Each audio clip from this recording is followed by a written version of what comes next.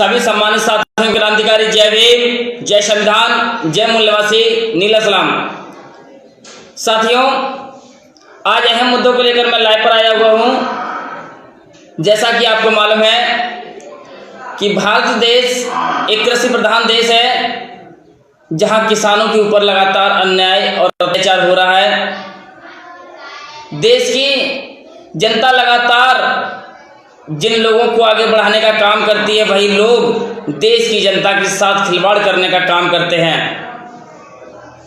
निरक्षर लोग, बिना पढ़े हुए लोग, पढ़े लिखे लोगों पर हुक्मरान बनने का काम करते हैं। साथियों, मैं आपको बता दूं कि अब उत्तर प्रदेश में ही नहीं बल्कि पूरे देश में कोरोना नाम की बीमारी दोबारा लौट रही है। ऐसा क्यों?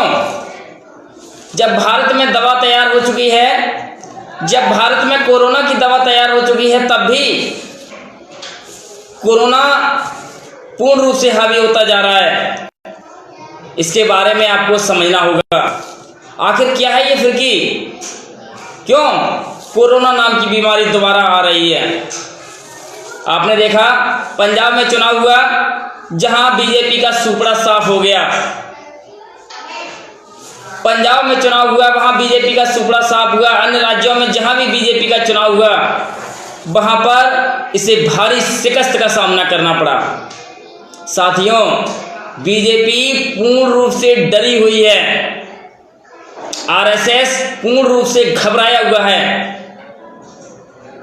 और देश में चल रहे देशव्यापी किसान आंदोलन के आगे ये मनवादी लोग कमजोर प्रतीत नजर आ रहे हैं। और जिस प्रशासन की ये बात करते हैं, वो प्रशासनिक लोग भी किसानों के बेटे हैं। साथियों, ये लोग हर मोर्चे पर फेल नजर आ रहे हैं। इसलिए देश में आवाज उठाने वाले लोगों की आवाज को रोकने के लिए जागरूक जनता को एकजुट ना हो पाए, इसलिए ये कोरोना नाम की बीमारी ला रहे हैं। साथियों, इतिहास गवाह है। आप उठाकर देख लीजिए पिछले साल का रिकॉर्ड।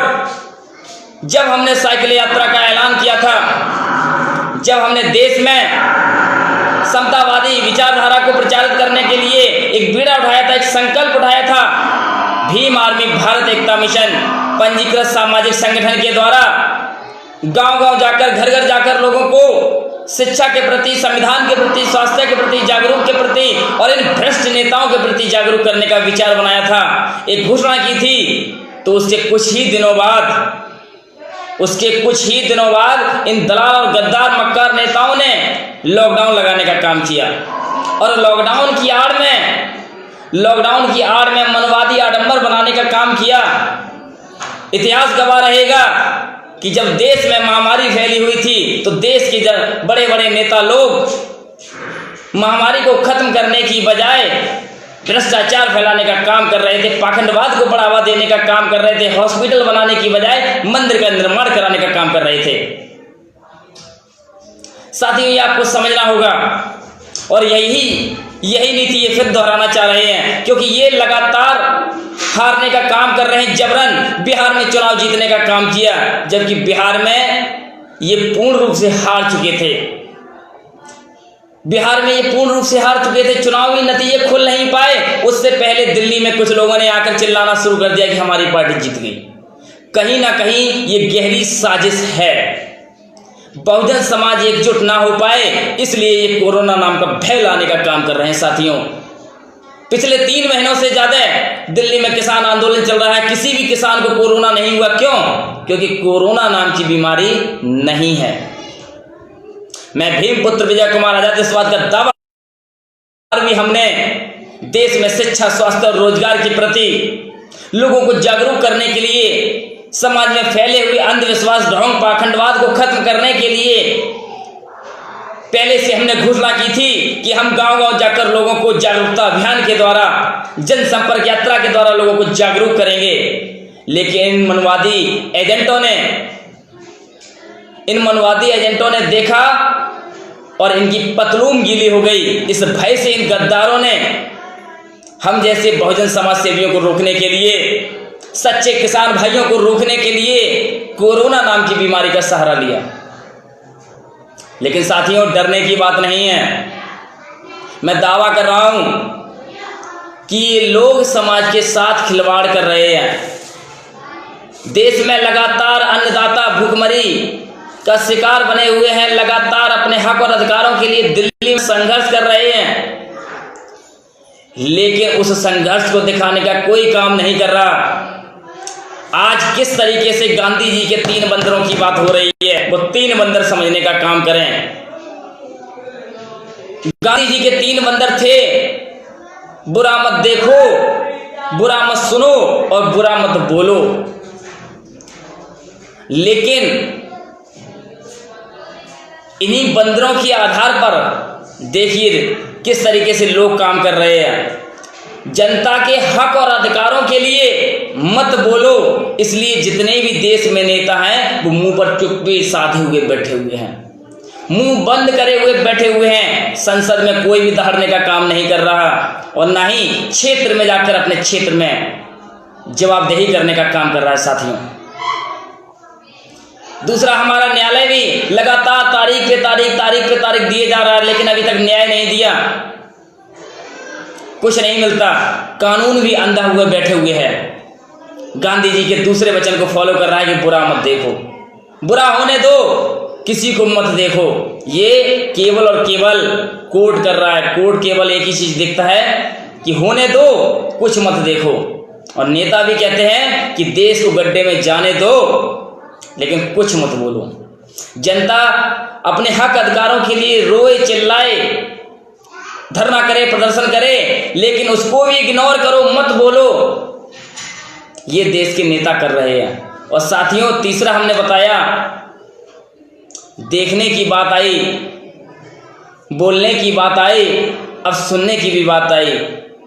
देश में लोकतंत्र का चौथा स्तंभ कही जाने वाली मीडिया लगातार देख रही है जनता की आवाज। जनता कितनी परेशानियों का सामना कर रही है, अनेकों प्रकार के दर्द सह रही है, लेकिन इस मीडिया के कानों में जू नहीं रेंग रही। इस मीडिया के कानों में जू नहीं रेंग रही। ये सच्चाई को दिखाने की बजाय एक आतंकवादी के 4 साल पूरा होने पर बधाई दे रही है।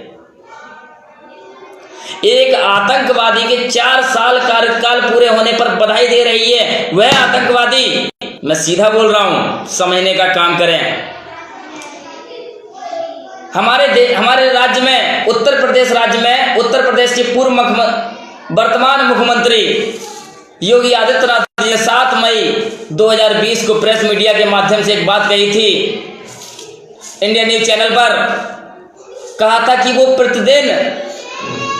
प्रतिदिन 30 लाख लोगों को रोजगार देते हैं। मैं कहना चाहूंगा कि देश के नहीं, प्रदेश के नहीं, जिले के भी लोग अनपढ़ और बेवकूफ नहीं होते। प्रदेश में 36 लाख की आबादी है और 36 लाख की आबादी में से 11.5 लाख लोग 18 साल से कम हैं। और 18 साल से कम उम्र के बच्चे मजदूरी नहीं करते, तो आप मुझे बताइए 30 लाख लोगों को रोजगार कहां से प्रतिदिन देते हैं।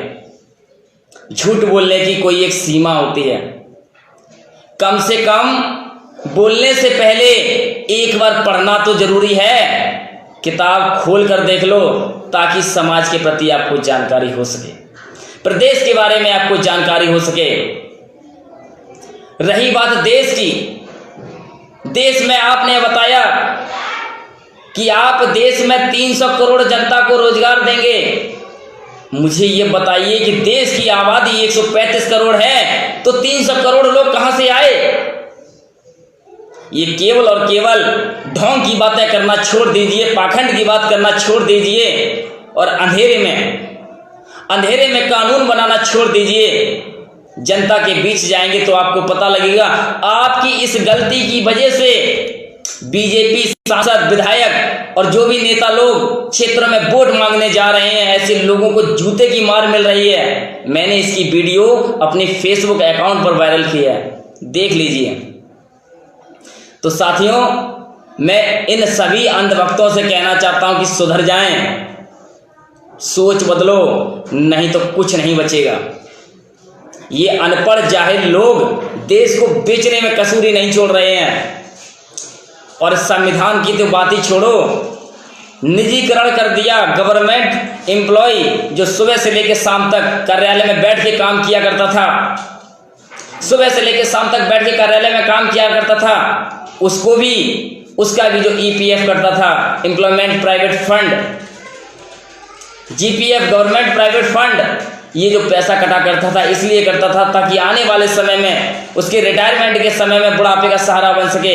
इस पैसे का भी 25% पैसा आप उस व्यक्ति को मूल पैसे का देंगे और मूल पैसे में से 75% पैसा आप खर्च करने का काम करेंगे। तो मुझे बताइए, आज के समय में कोई व्यक्ति बेवकूफ़ नहीं जो बिना किसी कार्य के अपना पैसा फालतू में व्यर्थ करे। मैं कहना चाहूँगा कि पहले खुद पढ़ाई करो, तब देश में परिवर्तन की बात करो। पहले खुद में विकास करो, खुद के विचारों में विकास करो, तब देश में विकास की बात करो। और मैं देश की जनता से कहना चाहूँगा कि अनपढ़ जाहिल, अंगूठे छाप और फेंकू की बातें करने वाले, लंबे लंबे वादे करने वाले गद्दार लोगों से सचेत रहें। जब चुनावी टाइम आता है तो ये लोग दूर से मेल मिलाप करने का काम करते हैं। और जैसे ये आपको समझना होगा, चाहे कुछ भी हो, दिन हो या रात, सुबह हो या शाम, ये कितना भी प्रयोग कर लें, मैं भीमपुत्र विजय कुमार आजाद जनसंपर्क यात्रा कैंसिल नहीं करूंगा। हमारी जनसंपर्क यात्रा विधिवत समय पर होगी, चाहे ये लॉकडाउन लगाएं या कोई और डाउन लगाएं।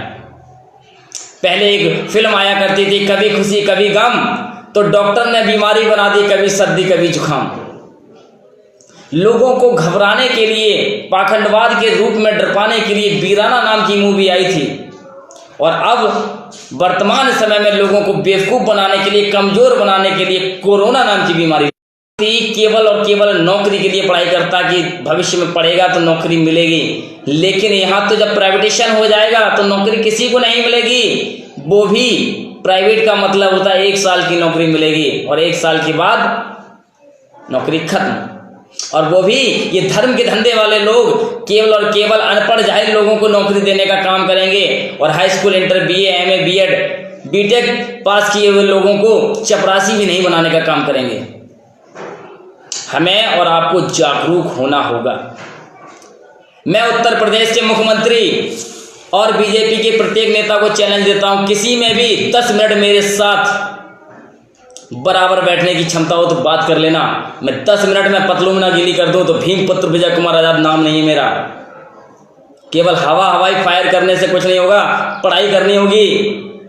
नकल से और पैसे से डिग्रियां कोई भी खरीद सकता है, लेकिन वास्तविकता से मेहनत करके जो डिग्री लेता है उसको ही ज्ञान होता है। बीजेपी में और आरएसएस में ऐसा कोई व्यक्ति नहीं जो भीमपुत्र विजय कुमार आजाद से 10 मिनट भी आमना सामना कर पाए। मैं 10 मिनट में बोलती भी बंद कर दूंगा और पतलून भी गीली कर दूंगा। तो साथियों, लास्ट वार्निंग है इन लोगों के लिए, अब ये हवाई फेंकें बंद कर दें। और रही बात मीडिया की, तो हमें किसी मीडिया की जरूरत नहीं है। माननीय काशीराम साहब ने भरे मंच पर मीडिया को धिक्कारने का काम किया। मैं भीमपुत्र विजय कुमार आजाद केवल बहुजन मीडिया को सपोर्ट करता हूं, वही मीडिया जो बहुजन समाज की आवाज़ को उठाने का काम करती है। हमारी लड़ाई मीडिया से नहीं, हमारी लड़ाई प्रशासन से नहीं, हमारी लड़ाई तो भ्रष्ट नेताओं से है जो लगातार अनपढ़ जाहिलों की तरह देश को बेचने का काम कर रहे हैं और बेचने की बात कह रहे हैं कि देश सुरक्षित हाथों में है। तो साथियों, अब आप ये समझ लें, हम सभी लोगों को एकजुट होना होगा और कोरोना महामारी नाम की कोई बीमारी नहीं है, ये समझना होगा। मुझे बताइए कि जिस तरीके से डॉक्टर बताते हैं 2 गज दूरी, मास्क है जरूरी, 2 गज की दूरी अगर नहीं होगी तो कोरोना पास आ जाएगा। अगर छोटा सा ये मास्क अगर मुंह पे बांध लें तो मुझे बताइए क्या कोरोना रुक जाएगा? अगर ऐसा होता तो मैं पूरा चादर ओढ़ लेता। ये सब फेक है। तो फिर वैक्सीन बनाने की जरूरत नहीं पड़ती, केवल और केवल देश को लूटने की बात आ रही है। साथियों, देश लुट रहा है, आप बर्बाद हो रहे हैं, आपके हक अधिकार छिन रहे हैं। और वो समय दूर नहीं जब देश में अकाली भुखमरी जैसी समस्याएं उत्पन्न होंगी। और इसका कारण केवल और केवल ये अनपढ़ जाहिल नेता लोग हैं। केवल और केवल बीजेपी सरकार है।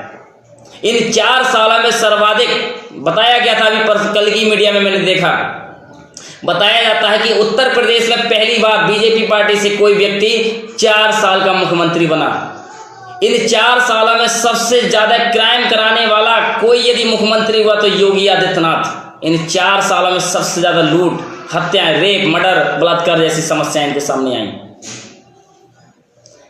हिंदू धर्म के नाम पर लोगों में लड़ाने वाला कोई व्यक्ति हुआ तो यही हुआ। साथियों, मैं कहना चाहूंगा कि समझ लें, बहन जी के शासनकाल में क्या होता था। बहन कुमारी मायावती जी के शासनकाल में ये गद्दार लोग जुर्म करने से पहले 100 बार सोचा करते थे। गुनाह करने से पहले 100 बार सोचा करते थे। साथियों, कानून व्यवस्था तब थी, और जो कानून व्यवस्था की बात कर रहे हैं कि हमारे में कानून व्यवस्था अच्छी चल रही है, तो सन 2007 में संसद में उत्तर प्रदेश के योगी आदित्यनाथ बच्चों की भांति फूट फूट कर रो रहे थे, बिलक बिलक कर रो रहे थे, कह रहे थे कि उत्तर प्रदेश की पुलिस बहुत ज़्यादा सख्त है। आज वही व्यक्ति कह रहा है कि उत्तर प्रदेश में कानून व्यवस्था अच्छी है। जो खुद पुलिस की लाठियों का एक शिकार हुआ करता था, संसद में फुटक फुटक के रो रहा था, वो क्या कानून व्यवस्था संभाल पाएगा। साथियों, मैं कहना चाहूँगा इस लाइव के माध्यम से बीजेपी सरकार के सभी लोग सुधर जाएं, सचेत रहें, क्योंकि आपके आकाओं की गलती की वजह से बीजेपी के विधायक और पदाधिकारी गांव-गांव जाकर जब मीटिंग करते हैं, विकास की बात करते हैं, वोट की बात करते हैं, तो पब्लिक फूल मालाओं की बजाय लात, घूंसे, डंडे और जूते से वर्षा कर रही है। इसकी वीडियो मैं साझा कर चुका हूं आपके बीच में। ये किसी एक गांव की बात नहीं है, हर जिले की बात है, ऐसा हो रहा है। अब आपको वोट नहीं मिलेगा, आगे आप समझदार हैं। उत्तर प्रदेश में मुख्यमंत्री यदि कोई अच्छा था तो केवल बसपा गवर्नमेंट में, यदि कोई सरकार मजबूत है तो बहुजन समाज पार्टी की सरकार है। इसलिए उत्तर प्रदेश को बचाना है तो बीजेपी को भगाना है, उत्तर प्रदेश में कानून व्यवस्था को मजबूत बनाना है तो बसपा को जिताना है, बसपा को सत्ता में लाना है। इसलिए मैं बहुजन समाज पार्टी को मजबूती प्रदान करने के लिए और इन गद्दारों को मुंह तोड़ जवाब देने के लिए इनके क्षेत्र में पहुंच रहा हूं। जय भीम, जय श्रीराम।